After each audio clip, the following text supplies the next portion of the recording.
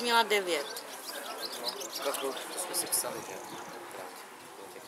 No, to jsme si psali, mě říkal, co děláš? A říkám, peču. Co pečeš? Jsem furt pekla. Bylo 3 týdny před Vánocem a já jsem trnula hrozou, že to nestihnu. Furt jsem pekla, každý den jsem pekla. Pečovatelky už chodili po nose a povídali, ty už zase pečeš. Vonila až k výtahu.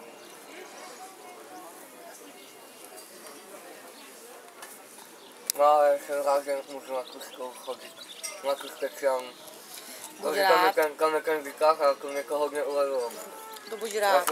Na jednu stranu se ti uleví, ale na druhou stranu ti to přidá větší zodpovědnost, víš? No právě, já vím, ale jsem mě stal na té škole, když jsem chodil. Můžeš mít větší výběr v životě. Já jsem chodil na školu, kde byly jenom schody. A já jsem musel do jednoho paka, pak do dalšího paka, přejít dolů, z jedné strany dolů na další a zase 2 paka nahoru. No, ale na druhou stranu, Ondro, tě to zase posílilo do budoucna, ne? Víš, že to zvládneš. No.